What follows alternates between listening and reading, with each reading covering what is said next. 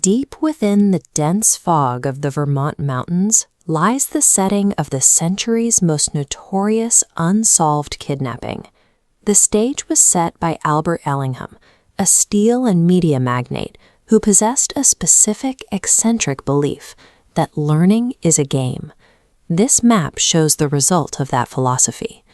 In 1936, Ellingham built a massive, isolated utopian academy in the wilderness.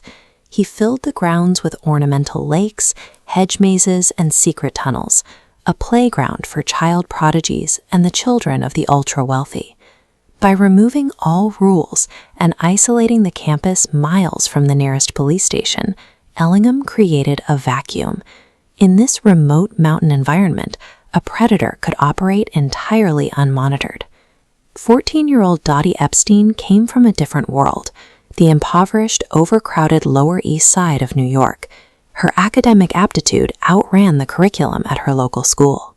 Dottie taught herself Latin and Greek, designed her own chemistry experiments, and spent her free time obsessing over the deductive methods in Sherlock Holmes mysteries. In March of 1935, Albert Ellingham personally visited Dottie's principal's office to recruit her. When she noted her family had no money, Ellingham dismissed the cost entirely, handing her a train ticket and $50 in pocket money. A brilliant girl who spent her life studying fictional mysteries had been dropped into a real-world conspiracy involving a social class far above her own. The timeline begins on April 8, 1936, when a mysterious envelope postmarked from Burlington arrives at the Ellingham estate. Inside is a letter signed Truly Devious. The author masked their handwriting using magazine cutouts and white paste. The rhyming riddle lists murder methods, including a rope, gun, or poison, concluding with a specific, chilling promise of a broken head or a nasty fall. The Ellingham staff dismissed a letter as a prank. Because the school was built on elaborate games and scavenger hunts, a legitimate threat successfully camouflaged itself as play. 5 days later, on the afternoon of April 13th, Dottie is hiding in a glass observatory dome on a small island in the Academy's lake, reading A Study in Scarlet.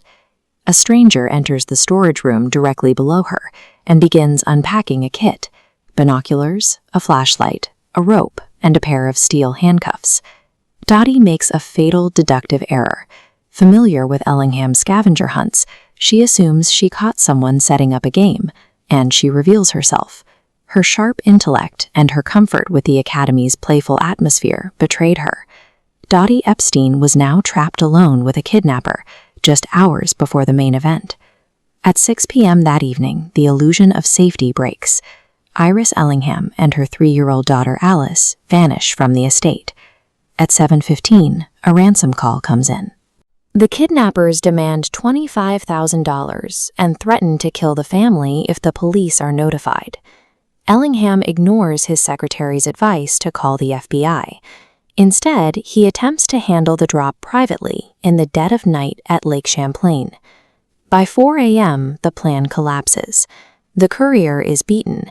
An escalated ransom of $200,000 in marked bills is stolen, and the family is not returned. Albert Ellingham's immense wealth and power were useless. His refusal to bring in outside authorities during those first critical hours sealed his family's fate. On May 16, 1936, a milk truck driver finds Dottie Epstein's body in a shallow grave 7 miles from the Academy. The medical examiner identifies the cause of death as a massive blow to the head. This injury fulfills the literal promise found in the Truly Devious letter. The police soon arrest a prime suspect, Anton Voracek, a local anarchist caught with the marked ransom money. But the FBI's case had a massive flaw. Voracek's English was broken and limited, making it impossible for him to have written a sophisticated poem modeled after the literary style of Dorothy Parker. By focusing on a convenient political scapegoat, the authorities allowed the true mastermind to escape justice for decades. Modern investigators eventually discovered a hidden student lockbox from 1936, excavated from a sealed campus tunnel. Inside were handwritten drafts of the truly devious poem and a tiny magazine clipping of the word US in bright red letters.